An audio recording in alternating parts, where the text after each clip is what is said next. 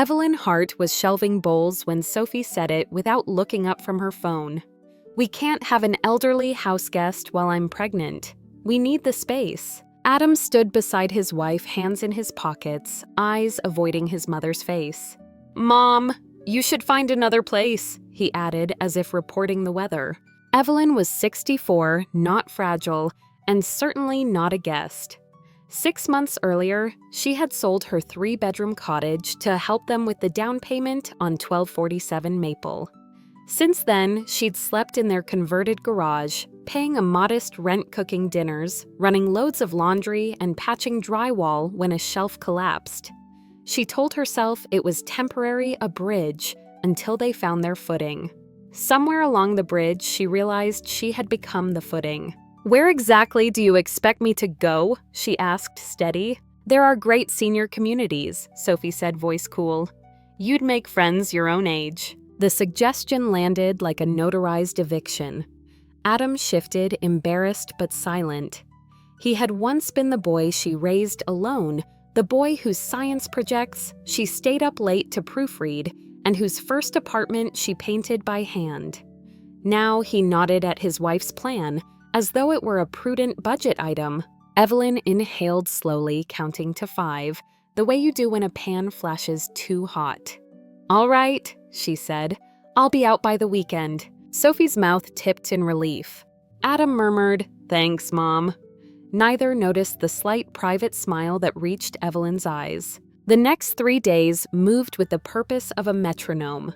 She called the landlord, whose number she had kept folded in her wallet for months, toured a bright 1-bedroom downtown, and signed a lease before lunch. The deposit came from the remainder of her cottage sale money she had once imagined using for a new porch swing at Maple Street. Instead, she booked a moving truck and boxed the life she had allowed to shrink to a garage. When the truck backed into the driveway, Adam blinked. "You found a place already. A problem is easier when it has a deadline," Evelyn said lightly. She supervised the movers, then set her key on the kitchen counter without ceremony. "Take care," she told them. "You have what you wanted, space." In her new apartment that evening, quiet, clean, and wholly hers, Evelyn unpacked a single lamp and set it aglow. The room warmed. She wasn't angry, she was done. And for the first time in months, she felt the floor beneath her belonged to her again. The first morning in her new apartment, Evelyn Hart woke to light that pooled on the ceiling like a shallow lake. For a few seconds, she didn't remember where she was. Then the quiet. No footsteps overhead, no washing machine thumping unevenly, no careful listening for door hinges reminded her. She made coffee in a small pot whose handle warmed like a polite handshake, and she carried the mug to the tiny balcony where the city sounded like distant surf. Across the street, a sycamore shed, one more patch of bark. Change, she thought, is a noise you only hear if you're standing still. Her phone buzzed on the kitchen counter. Unknown number. Evelyn Hart speaking. "Good morning, Ms. Hart. This is Maya Torres from Ellison Redevelopment. I'm calling to confirm your references. Mr. Ellison asked me to reach out." Evelyn set the mug down with care. "Of course. You worked with Theo Hart on residential rehab projects for 30 years. Maya's tone balanced cordiality with due diligence. "I worked with him, and then without him," Evelyn said, "because accuracy is a kind of respect. Electrical and finish work mostly. I'm good at seeing what a house wants to be if you stop fighting it." Maya hummed thoughtfully. "Your former contractor speaks highly of your eye for compliance details. That's what Mr. Ellison needs on this next slate of acquisitions." The word acquisitions landed like a file folder placed precisely on a desk. "And what would you need from me? Assessment walkthroughs. Notes on condition red flags before we bring in formal inspectors," Maya replied. "Flexible hours, per property stipend, plus a consulting retainer. If you're available, Mr. Ellison would like to start this week." Evelyn glanced at the moving boxes stacked against the wall. Their thick black letters, sewing cookbooks. Kitchen, sending their steady domestic messages. "I'm available," she said. "I can start tomorrow." "Excellent," Maya said. There's a property he once prioritized, 1247 Maple Street. The address floated up like something written on the underside of a leaf. Evelyn did not look away from it. "Yes," she said evenly. "I'm familiar." After the call, she washed the mug and stood for a moment with her hands under the warm water. She had been careful, even in the heat of humiliation, not to burn bridges she might need later. Now there was a bridge to walk. That afternoon, she met Grant Ellison at a cafe 3 blocks from Maple Street. He looked exactly like a man whose calendar lived in 15-minute units, early 40s, neat shave, the calm carriage of someone for whom numbers usually obeyed. He stood when she arrived. "Ms. Hart," he said, extending a hand. "Grant, it's good to finally meet in person. Maya speaks highly of your references, and I appreciate the opportunity," Evelyn said, shaking his hand. She noticed the twine of a callus at the base of his thumb, the mark of a person who still occasionally carried wood. They sat. He slid a tablet across the table. The screen displayed parcel maps like a patchwork quilt. "This section," he said, zooming in on a cluster of streets. "The city's approved road, sewer, and fiber upgrades along this spine. We'll be renovating select homes to match the infrastructure and market demand. Done right, values across the area will rise. We prefer to purchase before construction starts to minimize disruption for sellers. And done wrong." Evelyn asked, not as a challenge, but as a calibration. He smiled. "We don't do wrong, but we do move quickly. Families with unpermitted alterations often prefer to sell into certainty rather than gamble on timing." Unpermitted alterations. The phrase trod the room with purposeful shoes. Evelyn folded her hands. "Maple Street," she said. "There are at least 2 garage conversions on that block. One of them, 1247, was done without permits. The finish looks tidy at first glance. It isn't. The electrical box bears the signature of a hobbyist, not a licensed electrician." Grant wrote something in a notebook he'd slid from his jacket pocket. "Not a tablet now, paper." "How do you know?" Evelyn met his eye. "I lived there. Temporarily, I helped retrofit the space to be safer, but the paperwork was never pursued. I offered to rectify it. That offer was declined." "By the owners?" he asked. "By the circumstances," she said, and left it at that. Grant nodded once, a small bow of understanding, without appetite for gossip. "If you were advising the owners, what would you suggest?" "Bring it up to code immediately," she said. "It's cheaper than pretending the city won't notice when the block becomes a construction site. But they'll have to choose. Their savings are thin. They may prefer cash in hand." Grant tapped the pen's cap against the notebook, a tiny metronome of decision. "I'd like to make an offer today. Cash. 30-day close. We'll schedule a walkthrough to signal seriousness. You're comfortable accompanying me?" "I'm comfortable doing my job," Evelyn said. He grinned. "Good answer." They spent an hour mapping the choreography, who would speak, when which documents would be set gently on the coffee table like harmless birds, which phrases would be honest but not cruel. Evelyn appreciated the care. She believed in consequences, not in theater. They walked to Maple Street together. The neighborhood wore late afternoon like a fitting jacket. Dogs dragging their owners 2 houses farther than usual. A boy on a scooter making precise arcs in the dust along the curb. A neighbor hosing a car and rinsing yesterday off the concrete. At 1247, the small maple out front had pushed a new crown of leaves since spring, a green echo of stubbornness. Evelyn registered the details the way a carpenter reads studs. Hairline cracks at the sidewalk edge. Soil was settling a dent in the garage door. Someone had backed carelessly, a fresh nest in the eaves. Birds moved in where inspectors had not. Through the window, she saw Sophie see them. Sophie's face froze, then rearranged itself into a social expression as she disappeared toward the peephole. Adam answered the door, his shirt wrinkled sleep, riding his eyes like a tide line. "Can I help you?" he asked, guarded. Grant stepped forward, offered a card. Grant Ellison Redevelopment. This is Evelyn Hart, our property assessment consultant. We'd like to discuss a business proposition regarding your home. May we come in? Adam's gaze flicked from the card to his mother, and then back as if language had briefly abandoned him. He stepped aside. In the living room, the afternoon made a trapezoid of light on the rug, the same rug on which Evelyn had once set warm plates. Sophie stood behind the couch, one hand at the small of her back, as if readying herself to lift something that would prove heavy. Grant didn't loiter. "I'll be direct," he said, opening a folder on the coffee table. "We're prepared to offer $450,000 cash, closing in 30 days.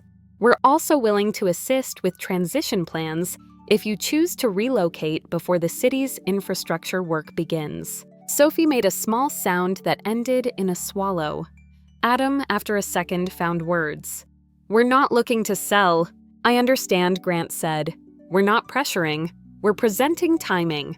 The city's construction schedule will bring noise access restrictions and formal permit review.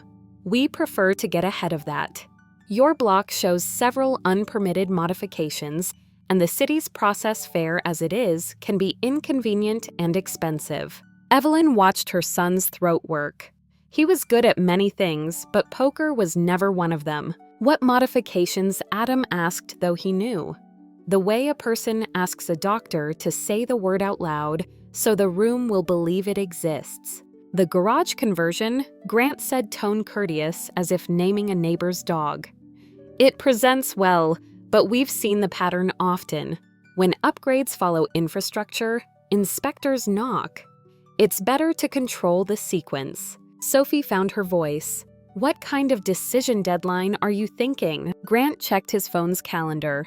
"We break ground in 6 weeks. After that, living through the work will be challenging.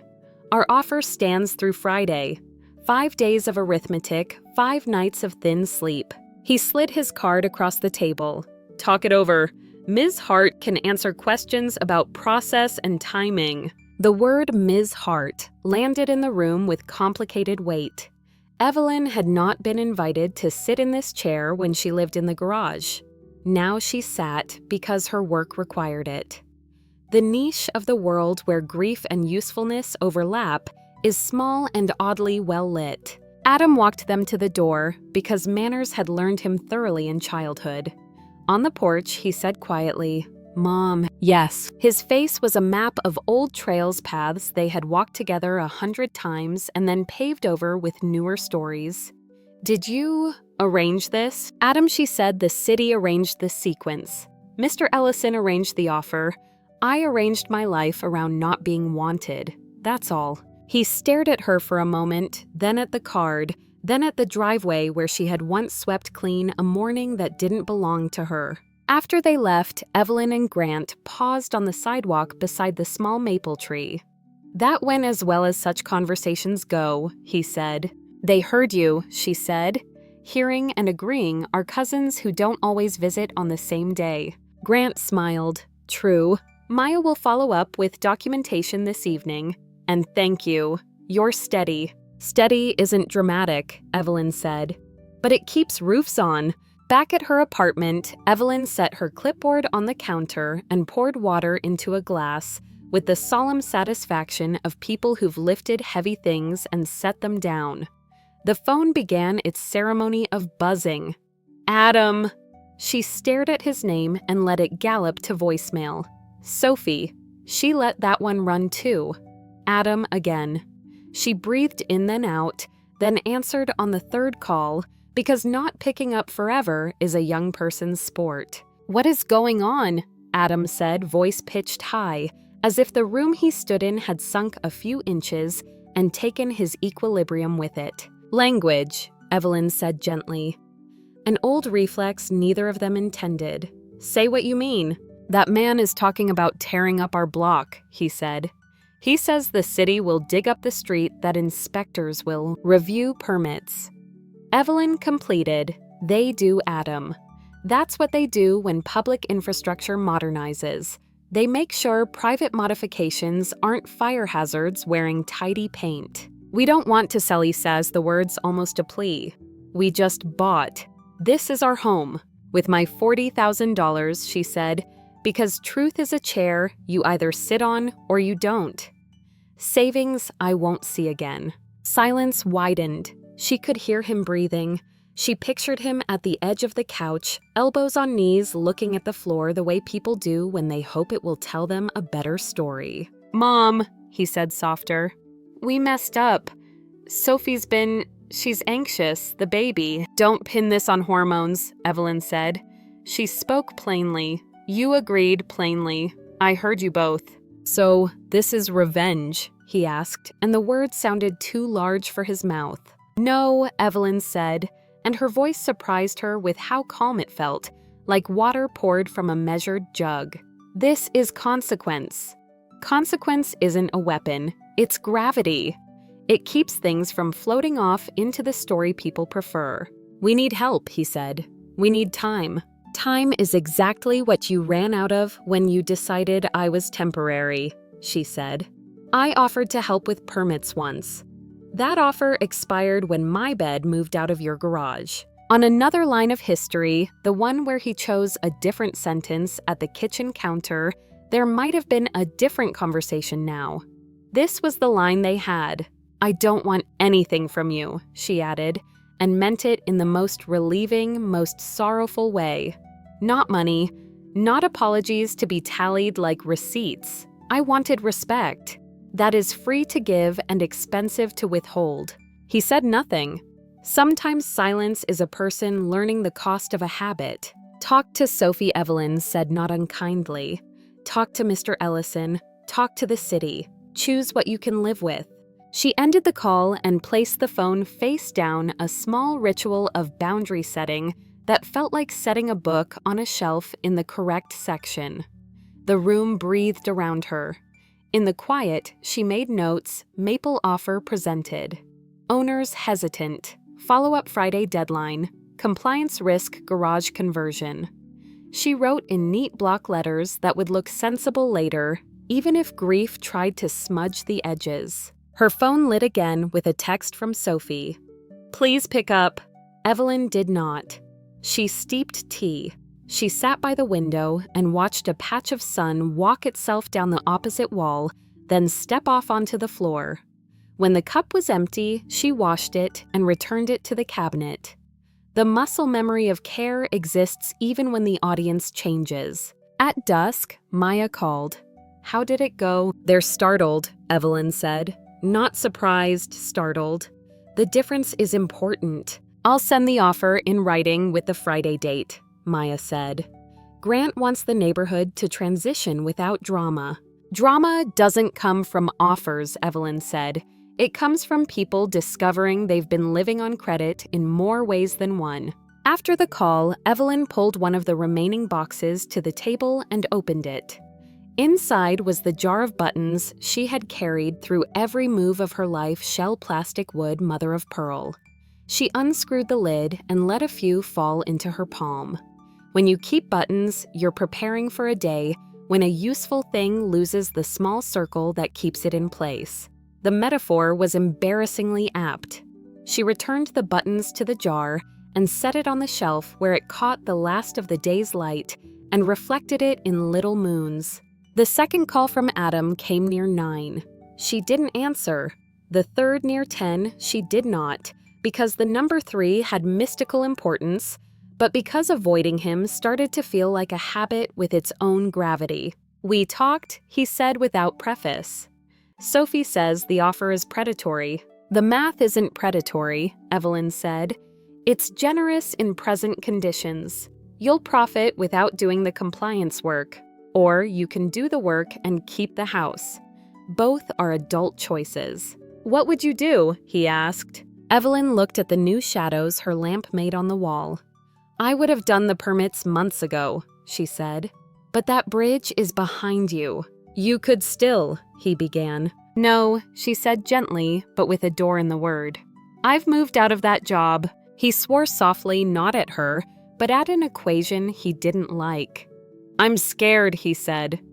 At last and plainly. I know, Evelyn said. I was scared the day I sold my house to help you. I was scared the night I slept in your garage the first time and told myself it was temporary. Fear doesn't make good decisions for us. Numbers do, documents do, calendars do, he breathed.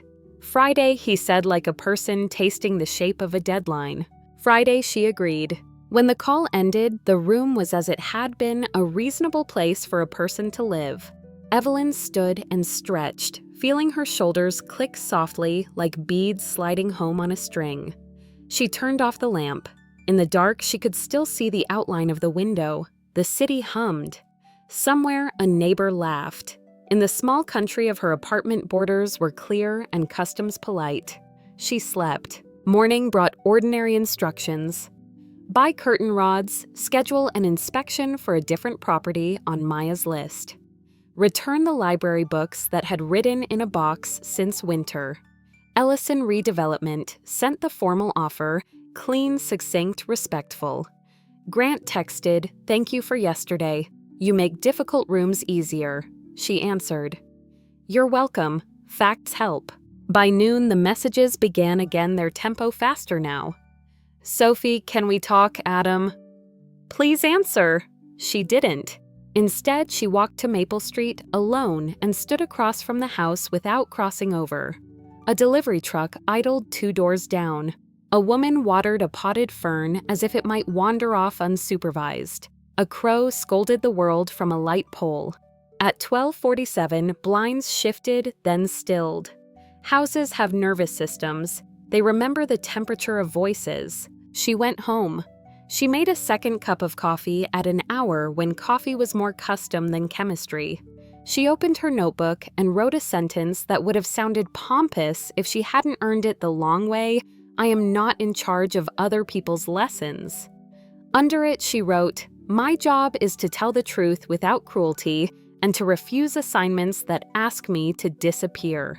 The phone rang again in the late afternoon. She let it. When it stopped, she breathed in the restored quiet as if it were air she had baked herself. At sunset, Grant called. "Quick update. Your son reached out." Evelyn closed her eyes for a heartbeat, and "He asked about payment plans for code compliance," Grant said. "I explained our timeline. The city's process doesn't bend to installment schedules." "No," Evelyn said.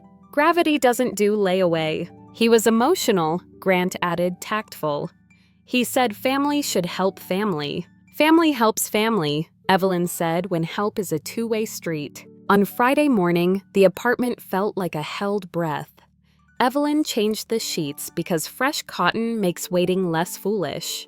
She made a list. She bought groceries. She wrote curtains at the top of a sticky note, and then because it pleased her, she underlined the word twice. At 11, her phone vibrated with a message from Maya. "No decision yet," from 12:47. They know the deadline. At 1, a number she recognized but hadn't saved Sophie's flashed again. Evelyn set the phone in a drawer and closed it gently. Drawers are for things that need to be somewhere for a while. At 3, she opened the window and let the soft, leaf-heavy air come in.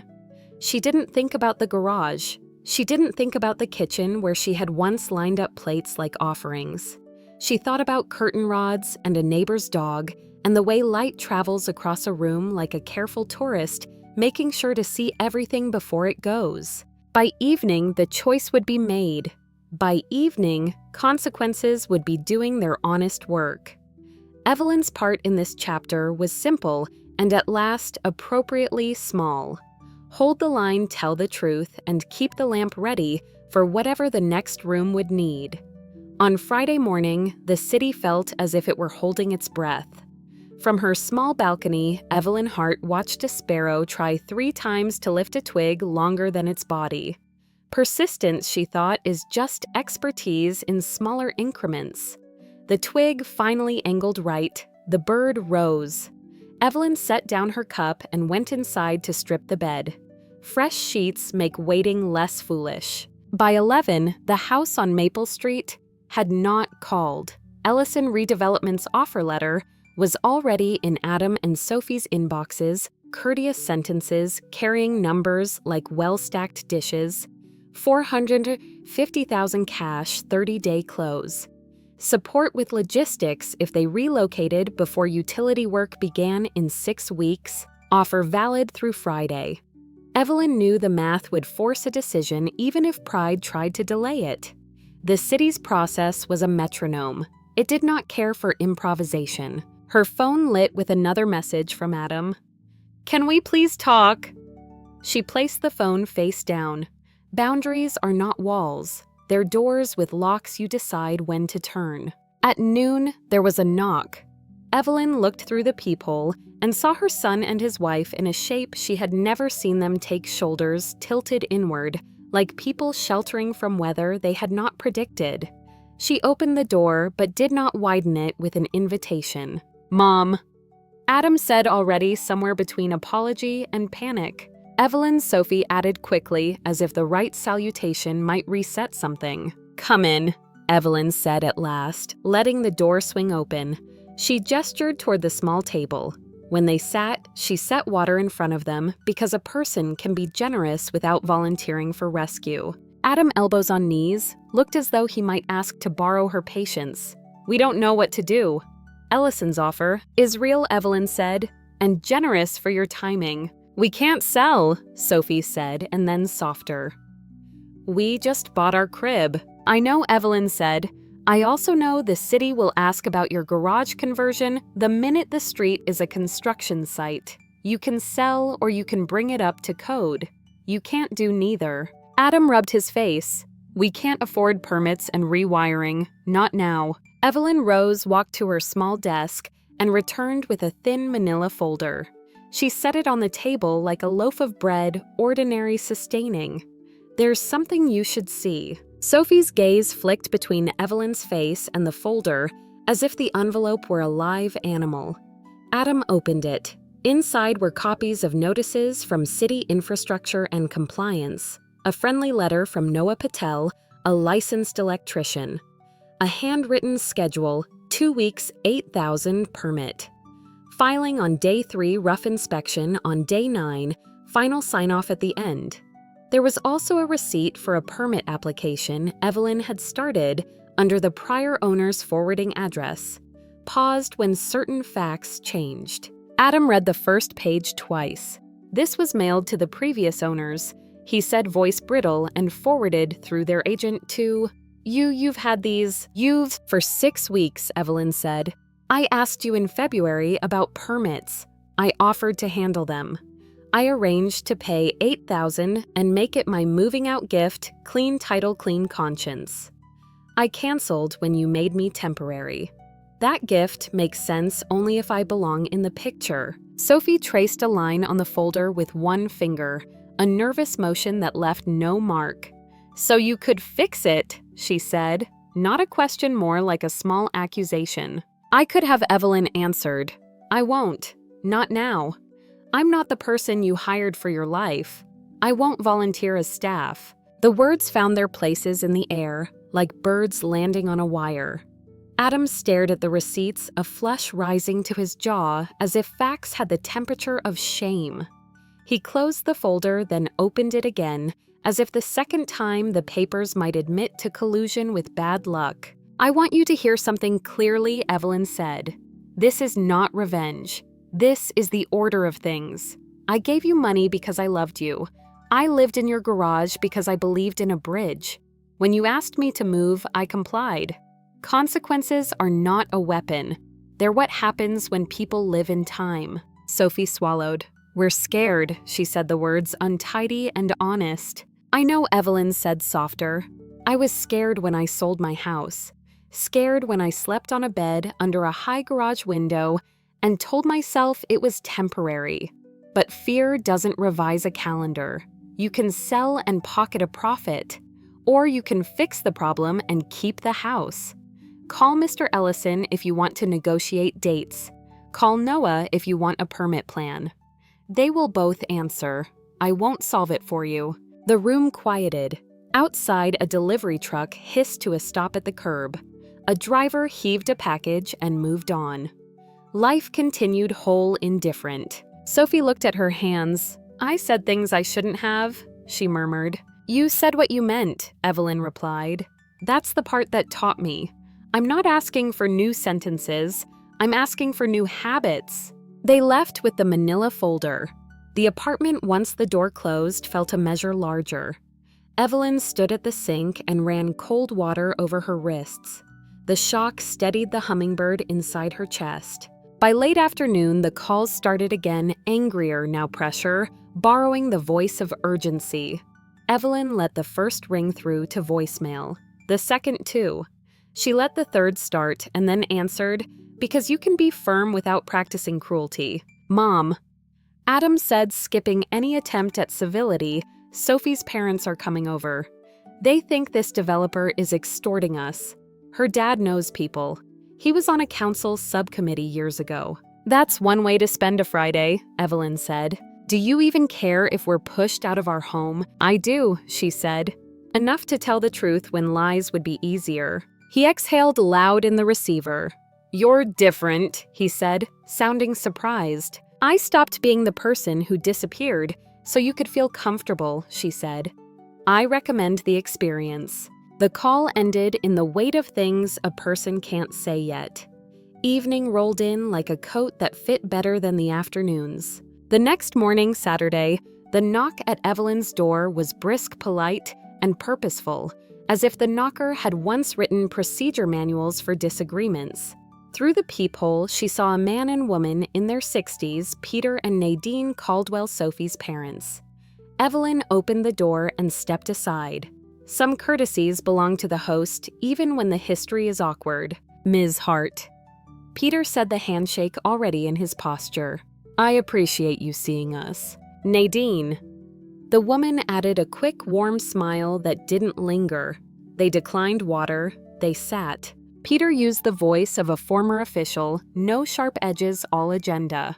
"Sophie called. She's upset. She says a developer has been pressuring them to sell and that you are involved. I'm employed by Ellison Redevelopment as a property assessment consultant," Evelyn said. "Simple nouns have their own armor.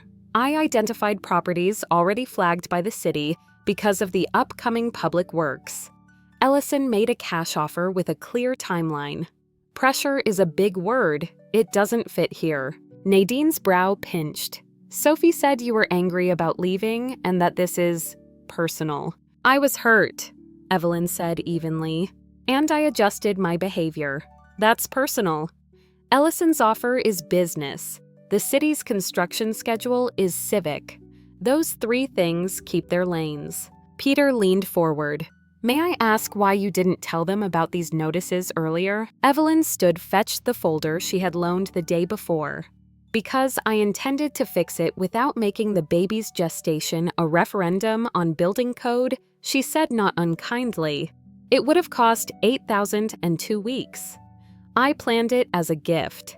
When I discovered I was a guest in a place I had helped buy, I took my gifts with me." Nadine read in delicate gulps like a person eating soup too hot. "She called you old," Nadine said finally, the word wilting in her mouth. "She called me temporary," Evelyn corrected quietly. That one hurt more. Peter's jaw tightened with a parent's fury. "We raised her to respect people. I don't know this version of her." "Comfort rearranges people," Evelyn said. "Being needed does too. It is not always an improvement." Peter looked at the papers again, then at Evelyn. "What would you consider a path forward, not just for permits, for family?" Evelyn considered. The question was honest. It deserved more than a slogan. "A path where words match actions," she said at last. "Where I am not invited to be help and then named burden. Where apologies are not down payments on favors. Where boundaries are not treated as insults." She paused. "That's not a plan. It's a practice." Peter nodded slowly. "And the developer, Grant Ellison, is competent and careful," she said. "He doesn't need theatrics to make a sale.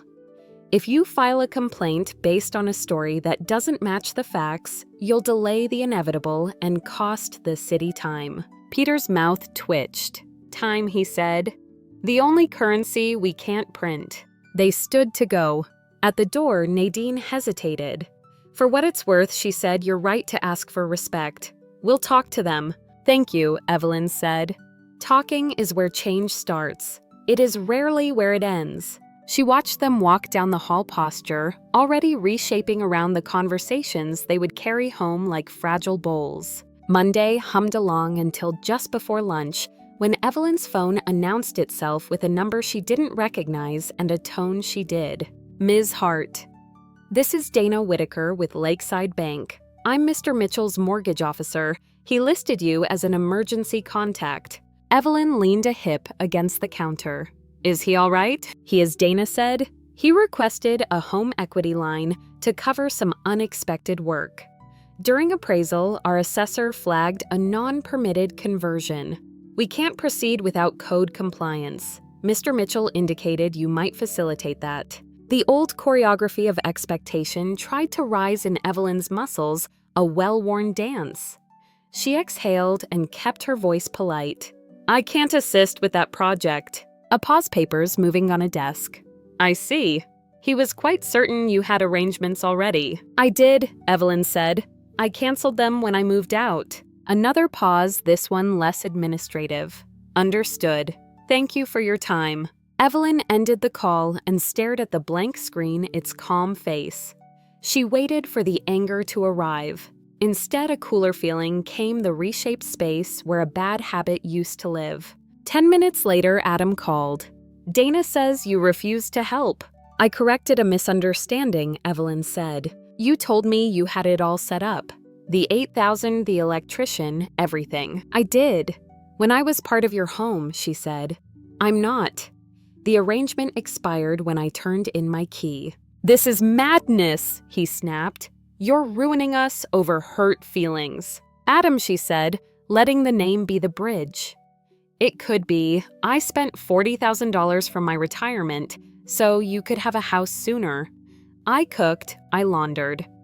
I kept quiet in rooms that belonged to me and didn't. I don't have hurt feelings. I have data. I have a calendar. I have boundaries I should have set earlier. Silence opened. It wasn't empty. It was full of learning. What do you want from us? He asked at last, quiet. Less, she said. Do this without me. By Wednesday, the air in the neighborhood changed the way it does when garbage day moves for a holiday. Conversations on porches paused when white SUVs rolled by. A rumor moved faster than mail. Just before 3, Grant Ellison called. We have a complication, he said.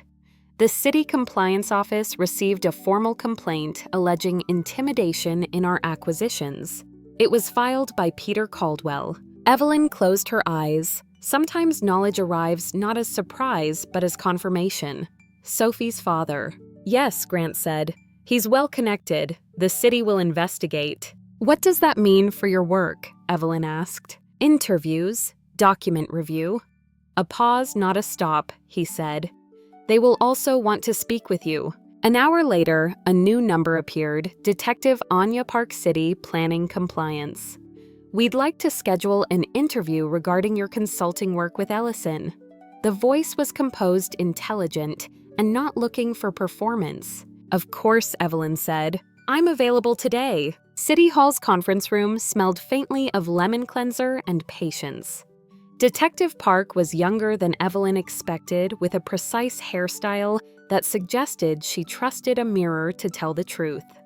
She set a recorder on the table but began without it. Ms. Hart, she said, tell me how you came to work for Ellison Redevelopment. Evelyn told the story, simply a conversation with Maya Torres, a meeting with Grant, a job description that fit her competencies like a well-worn glove, an apartment whose rent she could afford without bargaining with her pride, and your relationship to 1247 Maple Street. My son and daughter-in-law own it, she said. I lived there briefly. I helped make a non-permitted garage conversion safer. I offered to bring it to code on my own dime. I was asked to move. I canceled my arrangements and accepted employment where my skills were wanted. Detective Park flipped a page in her notebook. Did you target the property for acquisition because of a family dispute? I identified it as a candidate because the city had already flagged the block for upgrades, Evelyn said. Ellison made an offer the city would have forced into a decision anyway. I didn't create the problem. I stopped preventing it. Some might call that revenge, Detective Park said, voice neutral. Some might call it not enabling, Evelyn returned. I gave accurate information to a buyer operating within the law. The city's records will show notice was sent. If you'd like, I can produce copies of my correspondence with a licensed electrician. Detective Park's mouth lifted, not quite a smile. Please do. She paused. Off the record, family disputes are messy. Off the record, Evelyn said so is plaster. If you punch a wall, you still have to patch it. They spoke for 2 hours. The questions were specific and fair. The answers, too. When it was over, Detective Park walked Evelyn to the stairs. We'll conclude quickly, she said. You've been helpful. Helpful without being used, Evelyn said. I'm learning the difference. 3 days later, a sunrise text from Grant Investigation closed. No coercion, complaint withdrawn. 10 minutes after that, a call. City says our processes are solid, he said. Relief tucked discreetly behind professionalism. Ms. Park sent a note thanking us for our documentation. And Caldwell called to apologize for the detour. How very civic of him, Evelyn said, allowing herself one dry smile. That afternoon, there was another knock. Adam and Sophie stood in the hallway, looking as if someone had wrung them and hung them out to dry. Evelyn opened the door and waited. Apologies cannot be prompted like errands. We owe you an apology, Adam said, a sentence he had practiced and still barely got right. Several, Sophie added, voice thin. Evelyn gestured toward the table again and set water in front of them because rituals exist to hold people together while they figure out new words. My parents told us what you tried to do, Sophie said, staring at her glass. How you arranged everything, how you planned to pay, how we made ourselves comfortable with your usefulness and then told you to take up less space. We threw you away, Adam said, choosing the cruelly precise phrasing himself for once. You did, Evelyn said. Naming a thing correctly is the first tool in any repair kit. Can you forgive us? Sophie asked. A tiny tremor moved through the syllables. Evelyn looked at these two people she knew and didn't. I can, she said after a long breath. But understand, forgiveness doesn't grant back the jobs you removed me from. I won't be your quiet fixer. If we are family, it must be on new terms. We want that, Adam said. We just don't know how to. Start with respect, Evelyn said. Practice it when it's inconvenient, not just when it buys you something. And when you're stressed, don't choose the person with the softest target on her back. They nodded the kind of nod people give when they're making a contract with themselves. What will you do about the house? She asked. Sophie glanced at Adam. We talked to Maya. We're going to sell. We'll make enough to buy smaller in a neighborhood we can actually afford. We'll start over without debt eating our sleep. Evelyn felt something inside her loosen, not triumph, not sorrow, an old rope untying without splinters. That sounds like adulthood, she said. They stood to go, and at the door, Adam turned. We want you in our child's life, he said earnest, in a way that made him look temporarily younger. Not as a resource as family. We'll see, Evelyn said. Not coy, just accurate. Sometimes trust comes back the way grass does. It doesn't respond to speeches. It responds to consistent weather. The sale moved the way a clean file moves essential papers. Signatures that look more legible than usual because people are trying to impress the future. Ellison redevelopment closed in 30 days. After paying off their mortgage and costs, Adam and Sophie walked away with roughly $60,000. They bought a smaller place across town, a 2-bedroom with a thin lemon tree in the yard that would with time and patience learn to fruit. Evelyn visited a week after they moved in, carrying a bag with olive oil, good vinegar, and a loaf of bread. The living room was arranged as if the couch were deciding whom to trust. Boxes were stacked like promises. Sophie made tea and did not try to fuss. Adam opened the window because the room wanted air. They talked about curtain rods and outlets, and how to anchor a toddler's dresser to the wall. No one mentioned garages. It was a conversation made of small stones laid carefully across water. The baby. Eva Nadine Hart Caldwell arrived in late summer, a sturdy little person who yawned as if she were practicing for operas. Evelyn came by with food because love still enjoys casseroles and because food has no subtext if you don't tie one to it. She washed a few dishes, not because they couldn't, but because sometimes the truest help is the quiet kind that leaves before gratitude becomes a script. A month later, on a Wednesday with rain that didn't commit, Adam knocked on Evelyn's door alone. He held 2 envelopes. "I wanted you to see these," he said. One was a letter from Lakeside Bank, closing out their loan with thanks for prompt payment. The other was a printout of their budget. There were no heroics in the numbers, just the ordinary competence of people who have decided to live within. He didn't ask for praise. He didn't need it. "I'm proud of this," Evelyn said, tapping the paper lightly. "So am I," he said, and the humility didn't sound like a costume. They ate soup at her small table and talked about a neighbor's cat who seemed to have 2 names depending on which porch he visited. When Adam left, he folded her into a hug he did not assume. She let him. The seasons turned and acquired their usual business leaves, then lights, then the resolution to walk more than actually walking. Ellison's crews arrived at Maple Street. Orange cones multiplied. The old block began to look like the inside of a project plan. Evelyn inspected other houses for the company. She wore boots to crawl spaces and carried a flashlight that remembered every cobweb. She liked the work you tell the truth about wood and wire and leave people freer to decide. Peter Caldwell phoned in November. "I wanted to say thank you," he said without wind-up, "for telling us the truth, for not letting us use you as a shortcut." "You withdrew your complaint," Evelyn said. "Yes," he said. "We talked to Sophie. She listened. We're repairing from our side." "Good," Evelyn said. "Repair is contagious if you let it be." On a winter afternoon, Evelyn sat on her balcony with a blanket across her lap and watched the sycamore hold onto a handful of leaves the wind was trying to borrow. Her phone buzzed. A photo baby, Eva, in a knitted hat.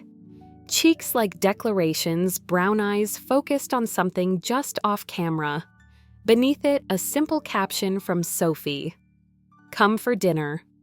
We made too much. There was no subtext in the question, no trap.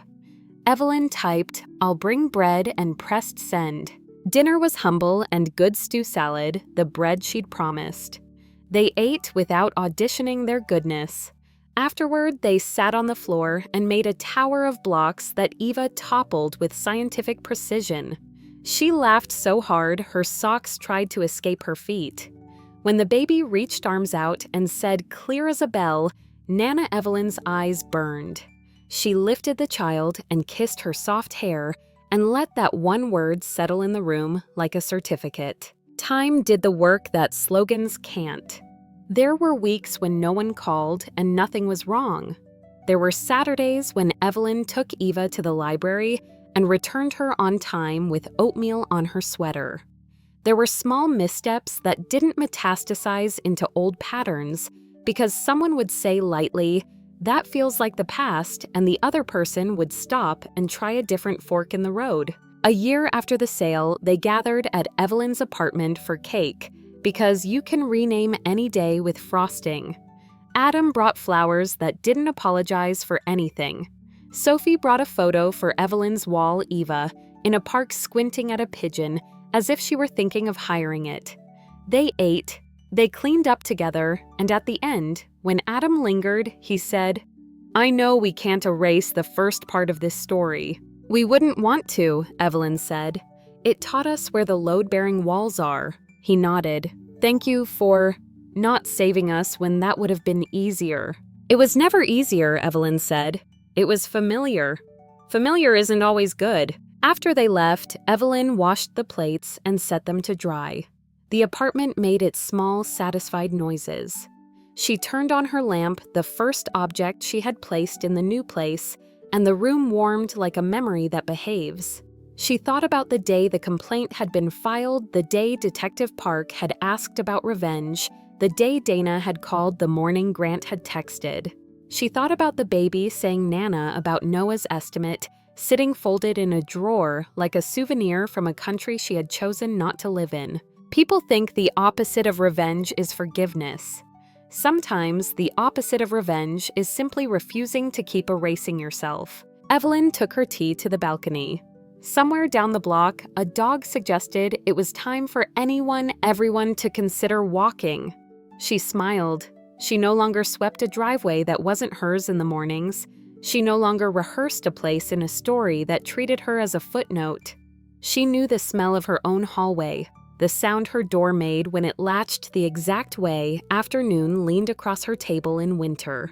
She had work she liked and a family that was smaller but sturdier, a practice of respect growing like a hedge that would, if trimmed and watered, shape the wind. Below, someone pushed a stroller with the ease of a person who had discovered the secret of doing one thing at a time. Above, the sky folded itself into evening without hurry.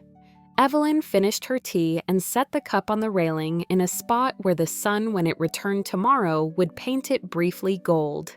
That was enough. That was everything. Thank you so much for listening to today's story. If this story resonated with you or made you reflect, I'd love to hear your thoughts, so feel free to share them in the comments below. And don't forget to like, subscribe, and hit the notification bell so you won't miss the next story. I'll see you next time as we continue exploring more journeys and lessons together.